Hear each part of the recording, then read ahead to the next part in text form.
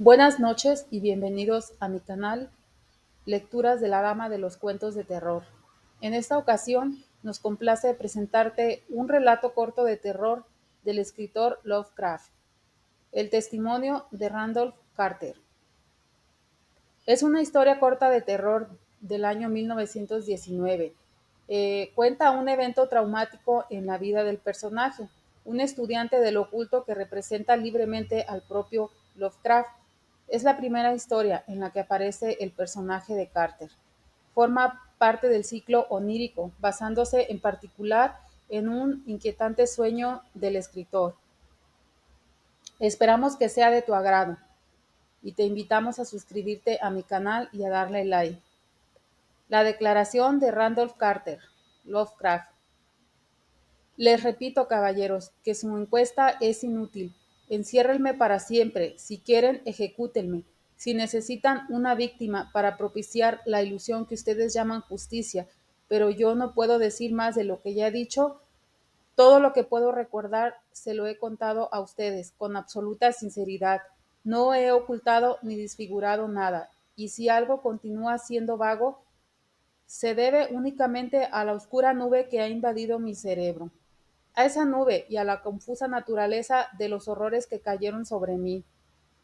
Vuelvo a decir que ignoro lo que ha sido de Harley Warren, aunque creo, casi espero que ha encontrado la paz y el olvido definitivos, si es que existen en alguna parte. Es cierto que durante 5 años he sido su amigo más íntimo y que compartí parcialmente sus terribles investigaciones en lo desconocido.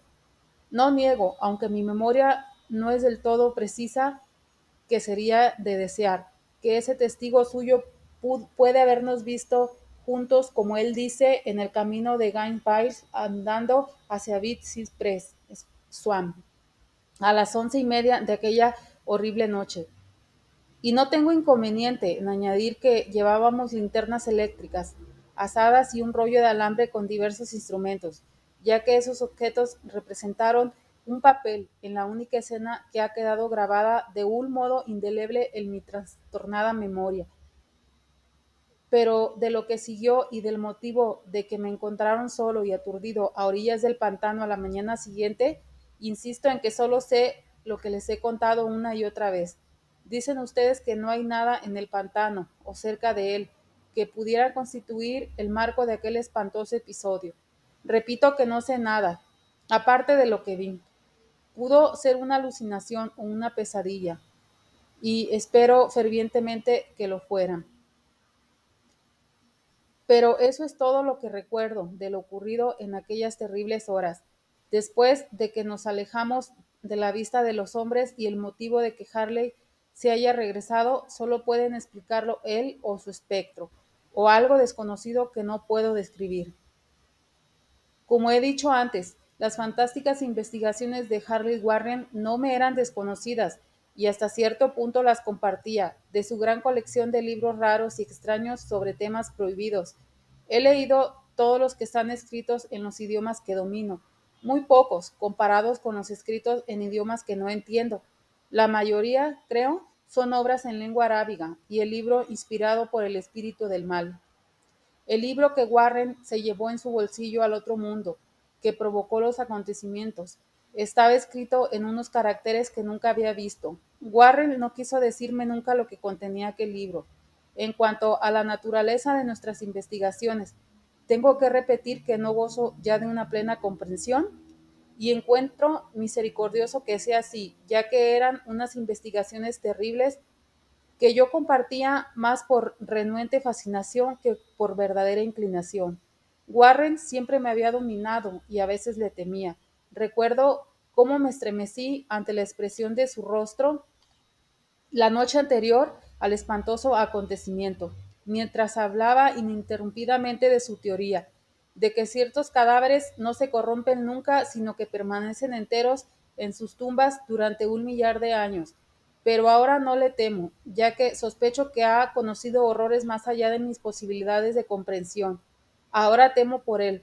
Repito que no tenía la menor idea de nuestro objetivo de aquella noche. Desde luego, tenía mucho que ver con el libro que Warren llevaba, aquel libro antiguo en caracteres indescifrables, que le había llegado de la India un mes antes, pero juro que ignoraba lo que esperábamos descubrir. Su testigo dice que nos vio a las 11:30 en el camino de Gainesville, en dirección al pantano de Big Cypress. Probablemente es cierto, aunque yo no lo recuerdo claramente. En mi cerebro solo quedó grabada una escena, y debió producirse mucho después de la medianoche, ya que una pálida luna en cuarto menguante estaba muy alta en el cielo, velada por gases semitransparentes. El lugar era un antiguo cementerio, tan antiguo que temblé ante las múltiples evidencias de años inmemorables. Se encontraba en una profunda y húmeda hondonada, cubierta de musgo y de maleza, y llena de un vago hedor que mi fantasía asoció absurdamente con piedras en descomposición. Por todas partes veíanse señales de descuido y decrepitud. Parecía acosarme la idea de que Warren y yo éramos los primeros seres vivientes que invadíamos en silencio letal de siglos. Por, en- por encima del borde de la hondonada, la luna menguante atisbaba a través de los fétidos vapores que parecían brotar de ignotas catacumbas, y a sus débiles y oscilantes rayos pude distinguir una repulsiva formación de antiquísimos mausoleos, panteones y tumbas, todos en estado ruinoso, cubiertos de musgo y con manchas de humedad, y parcialmente ocultos por una lujuriante vegetación. Mi primera impresión vivida de mi propia presencia en aquella terrible necrópolis se refiere al acto de detenerme con Warren ante una determinada tumba y de desprendernos de la carga que al parecer había llevado. Observé entonces que yo había traído una linterna eléctrica y dos azadas, en tanto que mi compañero había cargado con una linterna similar y una instalación eléctrica portátil. No pronunciamos una sola palabra, ya que ambos parecíamos conocer el lugar y la tarea que nos estaba encomendada, y sin demora empuñamos las azadas y empezamos a limpiar de hierba y de maleza la arcaica sepultura. Después de dejar al descubierto toda la superficie, que consistía en tres inmensas losas de granito, retrocedimos unos pasos para contemplar el fúnebre escenario, y Warren pareció efectuar unos cálculos mentales. Luego se acercó de nuevo al sepulcro y, utilizando su azada como una palanca, trató de levantar la losa, más próxima a unas piedras ruinosas, que en su día pudieron haber sido un monumento funerario. No lo consiguió y me hizo una seña para que acudiera en su ayuda. Finalmente, nuestros esfuerzos combinados aflojaron la losa, la cual levantamos y apartamos a un lado.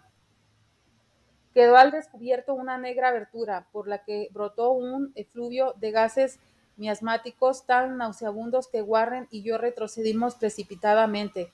Sin embargo, al cabo de unos instantes nos acercamos de nuevo a la fosa y encontramos las emanaciones menos insoportables. Nuestras linternas iluminaron un tramo de peldaños de piedra empapadas en algún detestable licor de la entraña de la tierra y bordeados de húmedas paredes con costras de salitre. Entonces, por primera vez que yo recuerde, durante aquella noche, Warren me habló con su meliflua voz de tenor, una voz singularmente inalterada por nuestro pavoroso entorno. Lamento tener que pedirte que te quedes en la superficie, dijo, pero sería un crimen permitir que alguien con unos nervios tan frágiles como los tuyos bajara ahí. No puedes imaginar, ni siquiera por lo que has leído y por lo que yo te he contado, las cosas que tendré que ver y hacer. Es una tarea infernal, Carter, y dudo que cualquier hombre que no tenga una sensibilidad revestida de acero pudiera llevarla a cabo y regresar vivo y cuerdo. No quiero ofenderte, y el cielo sabe lo mucho que me alegraría llevarte contigo, pero la responsabilidad es mía y no puedo arrastrar a un manojo de nervios como tú a una muerte o una locura probable. Te repito que no puedes imaginar siquiera de qué se trata, pero te prometo mantenerte informado por teléfono de cada uno de mis movimientos. Como puedes ver, he traído alambre suficiente para llegar al centro de la Tierra y regresar. Todavía puedo oír en mi recuerdo aquellas palabras pronunciadas fríamente, y puedo recordar también mis protestas. Parecía desesperadamente ansioso por acompañar a mi amigo a aquellas profundidades sepulcrales. Pero él se mostró inflexible. En un momento determinado amenazó con abandonar la expedición si no me daba por vencido. Una amenaza eficaz, dado que solo él tenía la clave del asunto. Tras haber obtenido mi asentimiento dado de muy mala gana, Warren cogió el rollo de alambre y ajustó los instrumentos. Finalmente me entregó uno de los auriculares, estrechó mi mano, se cargó el hombro el rollo de alambre y desapareció en el interior de aquel indescriptible osario. Fui a sentarme sobre una vieja y descolorida lápida, cerca de la negra abertura que se había tragado a mi amigo. Durante un par de minutos pude ver el resplandor de su linterna y oír el crujido del alambre mientras lo desenredaba detrás de él, pero el resplandor desapareció bruscamente, como tapado por una revuelta de la escalera, y el sonido se apagó con la misma rapidez. Yo estaba solo, pero unido a las desconocidas profundidades por aquel mágico alambre cuyo verde revestimiento aislante brillaba bajo los pálidos rayos de la luna menguante.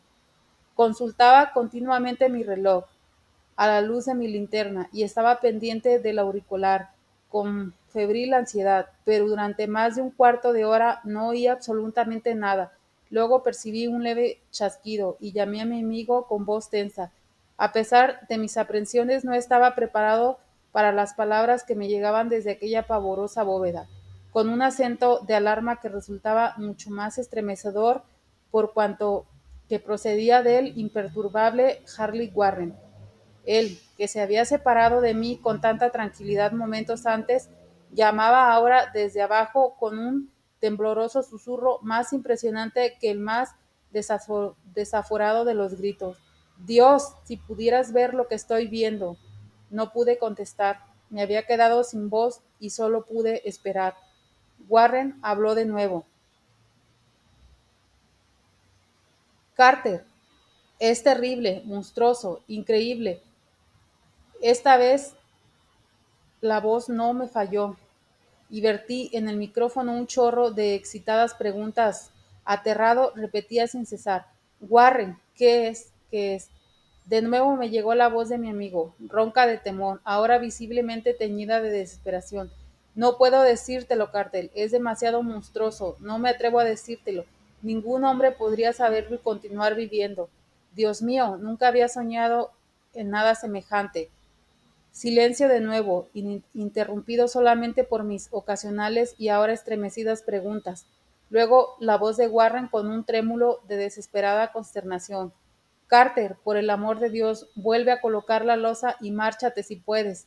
Aprisa, déjalo todo y márchate.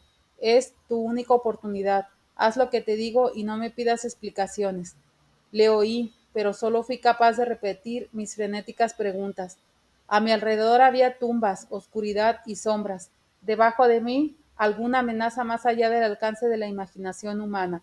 Pero mi amigo estaba expuesto a un peligro mucho mayor que el mío, y a través de mi propio terror experimenté un vago resentimiento al pensar que me creía capaz de abandonarle en semejantes circunstancias. Se oyeron más chasquidos, y tras una breve pausa, un lamentable grito de Warren. Dale esquinazo, por el amor de Dios, coloca de nuevo la losa y dale esquinazo, Carter. La jerga infantil de mi compañero, reveladora de que se encontraba la influencia de una profunda emoción, actuó sobre mí un poderoso revulsivo. Formé y grité una decisión. Warren, resiste, voy a bajar. Pero ante aquel ofrecimiento el tono de mi amigo se convirtió en un alarido de absoluta desesperación. No, no pueden comprenderlo, es demasiado tarde y la culpa ha sido mía. Coloca de nuevo la losa y corre, es lo único que puedes hacer ahora por mí. El tono cambió de nuevo, esta vez adquiriendo una mayor suavidad, como de resignación, sin esperanza. Sin embargo, seguía siendo tenso debido a la ansiedad que Warren experimentaba por mi suerte. Date prisa, corre, antes de que sea demasiado tarde. No traté de contradecirle, intenté sobreponerme a la extraña parálisis que se había apoderado de mí y, cum- y cumplir mi promesa de acudir en su ayuda, pero su siguiente susurro me sorprendió todavía inerte en las cadenas de un indescriptible terror. Carter, apresúrate, todo es inútil, tienes que huir, es mejor uno que dos. La losa, una pausa, más chasquidos, luego la débil voz de Warren. Todo va a terminar, no lo hagas más difícil, cubre esos malditos peldaños y ponte a salvo. No pierdas más tiempo, hasta nunca, Carter, no volveremos a vernos. El susurro de Warren se hinchó hasta convertirse en un grito que paulatinamente se hinchó a su vez y se hizo un alarido que contenía todo el horror de los siglos. Malditos sean los seres infernales, hay legiones de ellos. Dios mío, huye, huye. Después, silencio. Ignoro durante cuántos interminables eones permanecí sentado, estupefacto, susurrando, murmurando, llamando, gritándole a aquel teléfono. Una y otra vez a través de aquellos eones susurré, murmullé, murmuré, llamé y grité, Warren, Warren, contesta, ¿estás ahí? Y entonces llegó hasta mí el horror culminante, el horror indecible, impensable, increíble. Ya he dicho que parecieron transcurrir eones después de que Warren lanzó su última desesperada advertencia, y que solo mis propios gritos rompieron el pavoroso silencio, pero al cabo de unos instantes se oyó un chasquido en el receptor, y tensé el oído para escuchar. Grité de nuevo, Warren, ¿estás ahí? Y en respuesta oí lo que envió la oscura nube sobre mi cerebro. No intentaré describir aquella voz, caballeros, puesto que las primeras palabras me arrancaron la conciencia y crearon un vacío mental que se extiende hasta el momento en que desperté en el hospital. ¿Qué podría decir? Que la voz era hueca, profunda, gelatinosa, remota, sobrenatural, inhumana, incorpórea. Aquello fue el final de mi experiencia, y es el final de mi historia. Lo oí, y no sé nada más. La oí mientras permanecía petrificado en aquel cementerio desconocido, en la hondonada, entre las lápidas carcomidas y las tumbas en ruinas, la exuberante vegetación y los vapores miasmáticos.